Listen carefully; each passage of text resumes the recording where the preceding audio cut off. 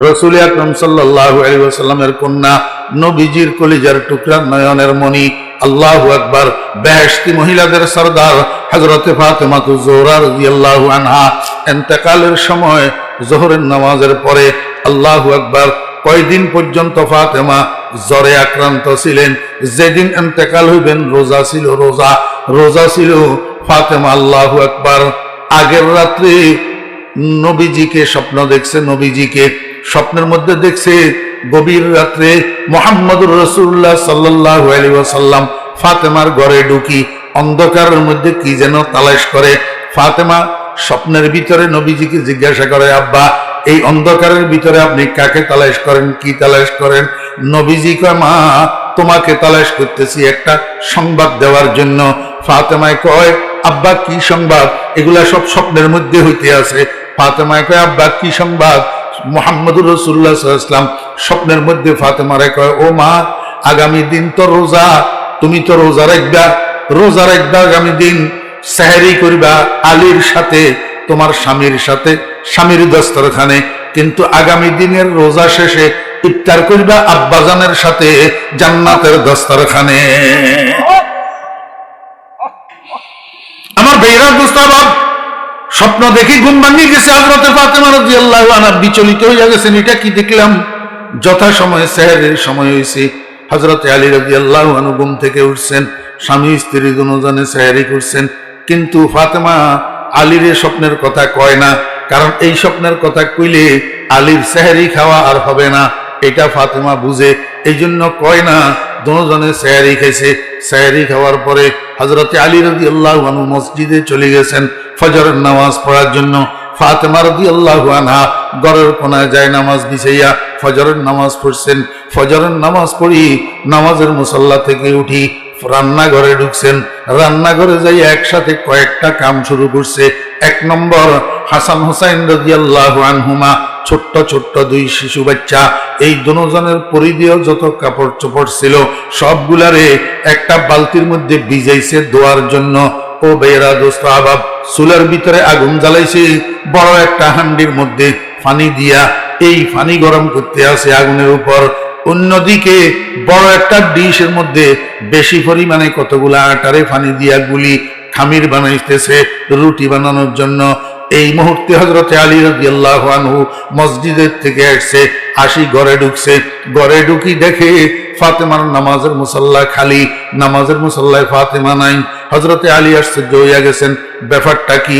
আমি তো জীবনেও কোনোদিন দেখি নাই ফাতেমা ফজরের নামাজের মুসল্লা থেকে ইশরাকের নামাজ না পড়িয়া মুসল্লা ত্যাগ করছে, জীবনেও দেখি নাই। আজকে তো আরো ফাতেমা অসুস্থ। বিগত কয়েকদিন থেকে ফাতেমার গায়ে জ্বরে আক্রান্ত। ফাতেমা এই ব্যতিক্রমধর্মী কাজ কেন করলো? নামাজের মুসল্লা থেকে ইশরাক না পড়ি কেন উঠলো? নিশ্চয় কোনো কারণ আছে। গেল কই? ঘরের মধ্যে তালাশ করে দেখলো ফাতেমা ঘরের মধ্যে নাই। শেষে হযরতে আলী রাদিয়াল্লাহু আনহু রান্নাঘরে যাইয়া ঢুকছে, দেখে ঠিকই রান্নাঘরে ফাতেমা আছে, কিন্তু অনেকগুলা কাজ লইয়া ব্যস্ত। হযরতে আলী রাদিয়াল্লাহু আনহু কয়, ফাতেমা, এটা কি আশ্চর্য কথা! আমি তো জীবনেও কোনোদিন তোমাকে, আল্লাহু আকবার, ফজরের নামাজের পরে ইশরাক না পড়িয়া নামাজের মুসল্লা থেকে উঠতে দেখি নাই। এই যুগে বলা বাহুল্য আমার ভাইয়েরা দোস্ত আবাব, আল্লাহু আকবার, গোটা সেনবাগ উপজেলা তালাশ করলে কয়জন মহিলা পাওয়া যাবে যে ইশরাকের নামাজ চিনে, ইশরাকের নামাজ বুঝে, ইশরাকের নামাজ পড়ে? কয়জন মহিলা পাওয়া যাবে? সর্বসাধারণের গুলা বাদ দিলাম, আলেম ওলামার বহুরাও তো শতকরা কয়জন পাওয়া যাবে ইশরাকের নামাজ পড়ে? হযরতে আলী রাদিয়াল্লাহু আনহু কয়, ফাতেমা, জীবনেও তো কোনোদিন তোমাকে ইশরাক না পড়ি নামাজের মুসল্লা ত্যাগ করতে দেখি নাই। আজকে তুমি অসুস্থ মানুষ, ইশরাক না পড়ি নামাজের মুসল্লা থেকে উঠে গেলা। আবার রান্নাঘরে আসি, একসাথে এতগুলা কাজ কেন শুরু করছো? বাচ্চাদের কাপড় এতগুলা কেন ভিজাইছো? তুমি অসুস্থ শরীরে এতগুলা কাপড় কেমনে ধুইবা? এতগুলা রুটি কার জন্য বানাইতেছো? আমরা সবাই মিলি 3 দিন খাইলেও তো শেষ হবে না, এতগুলা রুটি কেন বানাইতেছো? এতগুলা বেশি পরিমাণ এতগুলা পানি কেন গরম করতেছো কার জন্য? ফাতেমা কয়, আলী, আমি গত রাত্রে একটা স্বপ্ন দেখছি, আপনার সেহরি খাওয়া হবে না, এই জন্য বড় রাত্রে আপনাকে বলি নাই। আমি গত রাত্রে একটা স্বপ্ন দেখছি। কয় কি স্বপ্ন দেখছো?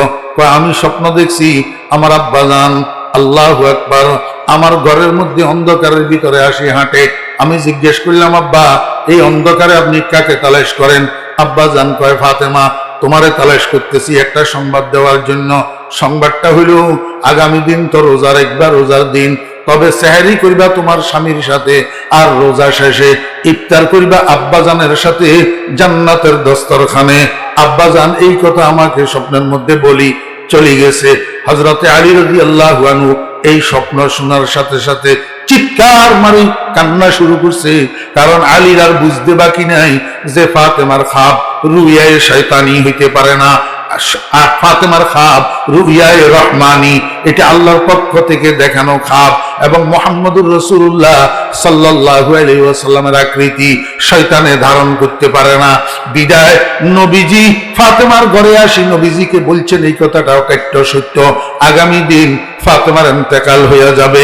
যদি ইন্তেকাল না হইতো তাহলে জান্নাতে আব্বার দস্তরখানে ইফতার করতে পারতেন না। আমার বেয়েরা দোস্ত আবাব, হযরতে আলী রাদিয়াল্লাহু আনহু কান্না শুরু করছে, বাচ্চা ফোলার মতো হাউমাউ করে করে কান্দে। যখন আলী কাঁদতেছে, হযরত ফাতেমা রাদিয়াল্লাহু আনহা আখের স্বামী স্ত্রীর মধ্যে গভীর মহব্বতের সম্পর্ক থাকে, আর বিশেষ করে আলী আর ফাতেমার জুটি ছিল অন্যরকম। হযরতে আলী রাদিয়াল্লাহু আনহু ফাতেমারে কলিজার টুকরার চেয়েও বেশি মহব্বত করতেন। তার প্রমাণ ফাতেমা যখন মারা গেছে দফনের পরে হযরত আলী রাদিয়াল্লাহু আনহু ফাতেমার কবরের কাছে ম্যাক্সিমাম টাইম ফাতেমার কবরের কাছে যাইয়া বসে থাকতেন, আর ছন্দ আবৃত্তি করি করি কাঁদতেন, হাবিবুন গাবা আন আইনি ওয়া জিসমি, হাবিবুন গাবা আন আইনি ওয়া জিসমি ওয়া আন কলবি হাবিবি লা ইয়াগিবু, হাবিবুন লাইসা ইয়াদিলুহু হাবিবুন ওয়া মা লিসাওয়াহু ফি কলবি নসিবু। ও বন্ধু, তুমি আমার থেকে অদৃশ্য হইয়া গেলা ঠিক, তুমি আমার শরীরের থেকে চোখের থেকে আড়াল হয়েছে ওই কথা ঠিক, কিন্তু আমার দিলের থেকে আড়াল হইতে পারো নাই। আমি তো এক সেকেন্ডের জন্য তোমাকে বলিয়া থাকতে পারি না। হাবিবুন গাবা আন আইনি ওয়া জিসমি ওয়া আন কলবি হাবিবি লা ইয়াগিবু, হাবিবুন লাইসা ইয়াদিলুহু হাবিবুন ওয়া মা লিসাওয়াহু ফি কলবি নসিবু। আমার বেয়েরা দোস্ত আবাব, স্বামীকে হাউমাউ করি কাঁদতে দেখি, এখন ফাতেমাও আর বরদাস্ত করতে পারে নাই, এবার ফাতেমাও শুরু করছে কান্না, স্বামী স্ত্রী দুজন কান্দে। ঠিক এই অবস্থায় বাইরে খেলাধুলারত ছিলেন হযরতে হাসান হুসাইন রাদিয়াল্লাহু আনহুমা, দুই শিশু ভাই। এই টাইমের মধ্যে খেলতে খেলতে আসি ঘরে ঢুকছে, ঘরে ঢুকি দেখে আব্বা আম্মা দুজন কান্দে, বাচ্চা দুজন অবাক, ব্যাপারটা কি? কিচ্ছু তো বুঝি না, কিচ্ছু তো জানি না। আব্বা আম্মা দুজন কান্দে, একবার আব্বার কাছে যায় আর একবার মায়ের কাছে যায়। আব্বু কান্দ কেন? আব্বু কোনো কথা কয় না। আম্মু কান্দ কেন? মাও কোনো কথা কয় না। বাচ্চারা দুজন যখন বেশি বিরক্ত করতেছে, হযরত ফাতেমা রাদিয়াল্লাহু আনহা কয়, আব্বা তোমরা দুজন এই টাইমে নানাজির কাছে চলে যাও, আমাদেরকে বিরক্ত করিও না। নানাজির জন্য পাগল নাতি দুজন, নানার নাম শুনলে আর ঘরে থাকে না, এক দৌড়ে যাইয়া রওজায়ে আকদাসের উপরে উঠি বসি যায়। আমার বেয়েরা দোস্ত আবাব, রওজায়ে আতহারের আল্লাহর হাবিবের কবরের উপরে উঠি নাতিরা দুজন বসি যায়। এটা নাতিদের জন্য বিস্তর কিছু না, এটা তো নবীজির কবরে না, নবীজি জিন্দা থাকা অবস্থায় আরে নামাজ পড়া অবস্থায় হাসান এক কান্দে হুসাইন এক কান্দে উঠি বসি থাকতো। আমার বেয়েরা দোস্ত আবাব, এক দৌড় দিয়া ভাই দুজন যাইয়া নবীজির কবরের উপরে উঠি বসে গেছে। নবীজি ভিতরের থেকে কথা কয়, নাতিরা শুনে আর উত্তর দে। নাতিরা উপরের থেকে কথা কয়, নবীজি ভিতরের থেকে উত্তর দে। মিয়ানে আশেক ও মাশুক চে রমজিস, মিয়ানে আশেক ও মাশুক চে রমজিস, কেরামান কাতিবিরা হাম খবর নিস। রওজায়ে আকদাসের পাশে দাঁড়াইয়া জিয়ারত করতেছে শত শত উম্মত, কেউ কিচ্ছু শোনে না। এদিকে নানা নাতি কবরের উপরে আর ভিতরে কথোপকথন চলে, অন্য কেউ শুনে না। নানারটা নাতিরা শুনে, নাতিরটা নানায় শুনে। আমার বেয়েরা দোস্ত আবাব, আজকে যখন নাতিরা দুজন যাইয়া কবরের উপরে চাবি বসছে, নানাজি ভিতরের থেকে জিজ্ঞাসা করেন, নাতিরা এই মুহূর্তে তোমরা এখানে কেন আসলা? নাতিরা কয়, নানা যান আম্মু আমাদেরকে পাঠাই দিয়েছেন আপনার কাছে। নানা যান কয়, নাতিরা বুঝলা না, তাড়াতাড়ি আবার ঘরে যাও, বেশি করে মায়ের চেহারার দিকে তাকাইয়া থাকো। আজকের পরে মাকে আর দুনিয়াতে পাইবা না, মায়ের চেহারা আর দেখতে পাইবা না, তাড়াতাড়ি ঘরে যাও, মায়ের চেহারার দিকে বেশি করে তাকাইয়া থাকো। এই কথা শুনি নাতিরা দুজন দৌড় দিছে ঘরের দিকে, দৌড়াইতে দৌড়াইতে আবার ঘরে গেছে। যাইয়া এবার নাতিরাও কান্দে, ছেলেরা দুজন কান্দে। হযরত ফাতেমা রাদিয়াল্লাহু আনহা জিজ্ঞেস করে, বাবা তোমরা কেন কান্দো? বেটারা দুজনে কামু আমাদের থেকে আর গোপন করিয়েন না, নানা জান আমাদেরকে সব বলে দিছে, আমরা জানি গেছি আজকের পরে আর আপনাকে আমরা দুনিয়াতে পাবো না। আমার ভাইয়েরা দুস্থবাব, এই করতে করতে হযরত ফাতেমা রাদিয়াল্লাহু আনহার জ্বর বাড়ি গেছে। জ্বরের তাপে উনি কাঁপা শুরু হয়েছে, আর দাঁড়াই থাকতে পারে না, বিছানার মধ্যে শুইয়া পড়ছে। আমার ভাইয়েরা, হযরতে ফাতেমা রাদিয়াল্লাহু আনহা কয়, ও আমার বেটা হাসান, তোমার আব্বারে একটু ডাকি আনো, তোমার আব্বার সাথে আমার কথা আছে। হযরতে হাসান রাদিয়াল্লাহু আনহু যাইয়া হযরত আলী রাদিয়াল্লাহু আনহুকে ডাকি আনছে। আনার পরে ফাতেমায় কয়, আলী আপনার সাথে আমার দুইটা কথা আছে। কয় কি কথা? কও না। কয় এক নম্বর কথা হইল, আমি যেই দিন থেকে আপনার ঘরে আপনার স্ত্রী হইয়া আসছি, সেই দিন থেকে আপনার কোনো খেদমত করতে পারি নাই, কোনো হক আদায় করতে পারি নাই।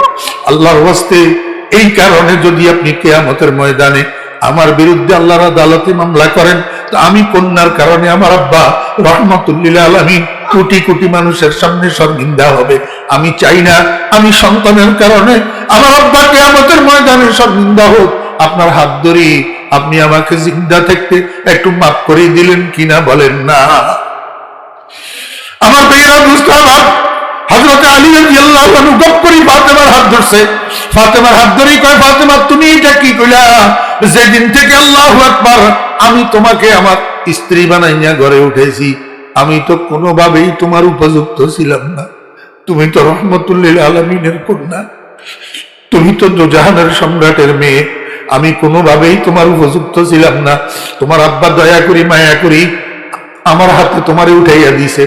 যেদিন থেকে তোমাকে আমি ঘরে নিয়ে আসছি, সেই দিন থেকে আজকে পর্যন্ত পেট ভরাইয়া এক বেলা খানাও তো তোমারে খাওয়াইতে পারি নাই, ভালো একটা কাপড়ের জামা তোমাকে পরাইতে পারি নাই, ভালো একটা বিছানায় তোমাকে শোয়াইতে পারি নাই। রহমতুল লিল আলামিনের কন্যা, তোমার যে সেবা করার দরকার ছিল, যে খেদমত করার দরকার ছিল, সেটা আমি করতে পারি নাই। এই কারণে কিয়ামতের ময়দানে রহমতুল লিল আলামিনের কাছে আমার জন্য নালিশ করিবানি কোনো কও, জিন্দা থাকতে আমার একটু মাফ করিয়া দিয়া যাও। আমার ভাইরা, স্বামী স্ত্রীর হাত ধরিয়া কান্দে, স্ত্রীর স্বামীর হাত ধরিয়া কান্দে, একজন একজনের কাছে মাপ চায়। আমার মা বোনেরা, স্বামী স্ত্রীর জীবনটা কেমন হওয়া দরকার এইখান থেকে আপনারা একটু বুঝি নেন না। আমরা তো রাত দিন ঘরের ভিতরে স্বামী স্ত্রী ঝগড়া মারামারি আর ফিটাফিটির মধ্যে লিপ্ত থাকি। স্বামী স্ত্রীর মা বাপ ধরিয়া গালাগালি করি, স্ত্রী স্বামীর মা বাপ ধরিয়া গালাগালি করি। অথচ দোজাহানের সম্রাটের মেয়ে ফাতেমা মৃত্যুর সময় স্বামীর হাত ধরিয়া কান্দে আর মাপ চায়, আবার স্বামী স্ত্রীর হাত ধরিয়া কান্দে আর মাপ চায়। আল্লাহু আকবার। আমার ভাইরা মুস্তাফা, হযরত ফাতেমা রাদিয়াল্লাহু আনহা কয়, আলী আপনার সাথে আমার আরেকটা কথা, এই কিছুক্ষণের মধ্যে আমি ইন্তেকাল হইয়া যাবো, কারণ আমার তো আব্বা বলছে আব্বার সাথে ইফতার করতে হবে, তাহলে ইফতারের আগে আমার ইন্তেকাল হবে, আমি মারা যাব। সামনের রাত্রি আপনার কাছে আমার একটা অনুরোধ, আমার দাফন কাফনটাকে আগামী দিন সকাল পর্যন্ত বিলম্ব করবেন না। আমার জানাজায় শরীক হওয়ার জন্য কোনো বেগানা মানুষকে দাওয়াত দিবেন না। আপনারা যারা আছেন নিজেরা নিজেরা জানাজা পড়ি, নিজেরা নিজেরা রাত্রের অন্ধকারে আমাকে দাফন করে দিবেন। কোনো বেগানা পুরুষ যেন আমার জানাজায় আর দাফনে অংশগ্রহণ না করে। হযরত আলী রাদিয়াল্লাহু আনহু কয়, ফাতেমা এটা কি কথা কইলা? তুমি দোজাহানের সম্রাটের মেয়ে, তুমি মুহাম্মদুর রাসূলুল্লাহ সাল্লাল্লাহু আলাইহি ওয়াসাল্লামের কন্যা, তোমার ইন্তেকালের খবর শুনলে চতুর্দিক থেকে ঝাঁকে ঝাঁকে মানুষ আসবে তোমার দাফন কাফনে শরীক হওয়ার জন্য, তোমার জানাজায় অংশগ্রহণ করার জন্য। তুমি এই কথা কেন বলতেছ? ফাতেমা কয়, আলী বুঝলেন না, যারা আমার জানাজা পড়ার জন্য আসবে, যারা আমাকে দফন করার জন্য আসবে, তারা আমার খাটিয়ার দিকে তো তাদের দৃষ্টি পড়বে, খাটিয়ার উপরে আমি শোয়া থাকবো, আমার লাশের দিকে তাদের নজর পড়বে। তারা হয়তো কাফনের কাপড় মোড়ানো থাকার কারণে আমার চেহারা দেখবে না, আমার শরীরের রং দেখবে না, কিন্তু কাফনের কাপড়ের উপর দিয়া আমার শরীরের গঠনটা তো তারা বুঝতে পারবে। মুহাম্মদুর রাসূলুল্লাহ সাল্লাল্লাহু আলাইহি ওয়াসাল্লামের কন্যা ফাতেমা কতটুকু লম্বা ছিল, কিরকম হালকা ছিল, কিরকম মোটা ছিল, এইটুকু তো তারা বুঝতে পারবে।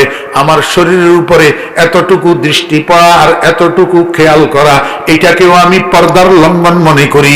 ওরে ময়দানে হাসরে আল্লাহ পাক যদি আমাকে জিজ্ঞেস করে, ও ফাতেমা তুমি মুহাম্মদুর রাসূলুল্লাহ সাল্লাল্লাহু আলাইহি ওয়াসাল্লামের কন্যা হইয়া এতটুক পর্দা লঙ্ঘন কেন কইলা, আমি আল্লাহর কাছে কি জবাব দিব? এই জন্য আমি চাই আমার মরার পরে আমার লাশের উপরে আমার কাফনের কাপড়ের উপর দিয়াও বেগানা কোনো পুরুষের নজর যেন না পড়ে। আমার মা বোনেরা, যেই মহিলাটা দুনিয়াতে ঠিক থাকতে জান্নাতের সার্টিফিকেট প্রাপ্ত, যেই মহিলাটাকে নবীজি বলছেন জান্নাতি মহিলাদের সর্দার, যেই মহিলাটা হাসান হুসাইনের মা, যেই মহিলাটা হযরতে আলী রাদিয়াল্লাহু আনহুর স্ত্রী, এমন মহিলা যদি পর্দার ব্যাপারে এত সোচ্চার, এত সচেতন হইতে পারে, আমরা বর্তমান 1400 বছর পরের মহিলা আমরা কি পর্দা করতেছি? আল্লাহু আকবার। আমরা অহরহ অবিরতভাবে বেগানা মানুষের সাথে কথা বলি, বেগানা মানুষের সাথে দেখা করি, পর্দাহীন অবস্থায়, বোরকাহীন অবস্থায় রাস্তায় রাস্তায় মার্কেটে ঘুরা করি। আল্লাহু আকবার। অথচ আল্লাহ পাক রব্বুল আলামিন মুহাম্মদুর রাসূলুল্লাহ সাল্লাল্লাহু আলাইহি ওয়াসাল্লামের স্ত্রীদেরকে জোরে কথা না বলার জন্য, বেগানা পুরুষের কানে কথার আওয়াজ না যাওয়ার জন্য দমকাইয়া কুল করে ফেলতেছে, ইয়া নিসা আন-নবী লাস্তুন্না কাহাদিন মিনান নিসা ইনিত্তাকাইতুন্না ফালা তাখযা'না বিল কওল ফায়াতমা'আল্লাযী ফী কলবিহি মারাদ ওয়া কুলনা কাওলাম মা'রুফা। আমার ভাইয়েরা, মহিলাদের এই পর্দার জন্য 7 জন মানুষ দায়ী। কয়জন? 7 জন।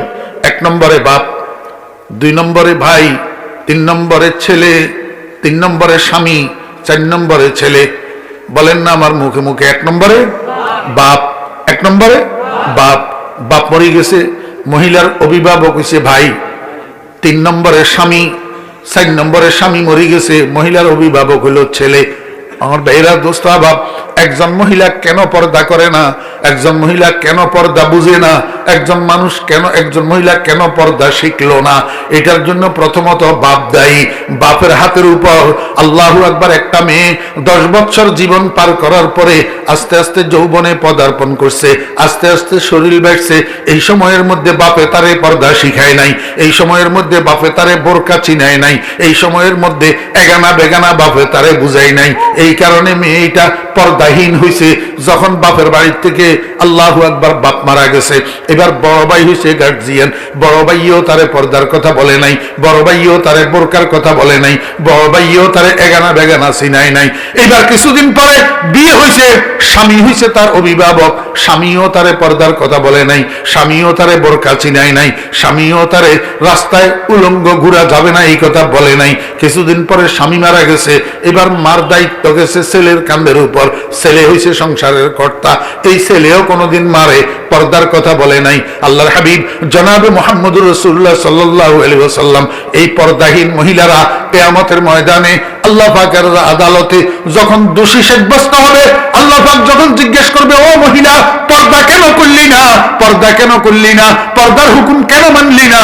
পর্দা করা তো ফরজ ছিল, ফরজে কিফায়া না, ফরজে আইন, ফরজে আইন, ফরজে আইন। পর্দা করা ফরজে আইন, এই ফরজে আইন কেন মানলি না? তখন এই মহিলা 7 জনের বিরুদ্ধে মামলা দায়ের করবে রব্বুল আলামিন। 1 নম্বরে তো বাপে পর্দা চিনাই নাই, 2 নম্বরে ভাইয়ে পর্দা চিনাই নাই, 3 নম্বরে স্বামীও পর্দা চিনাই নাই, 4 নম্বরে পেটের সন্তানেও পর্দা চিনাই নাই। আয় আল্লাহ, এখন যদি আমাকে শাস্তি দিতে হয় তাহলে এই 7 জনের আগে শাস্তি দাও।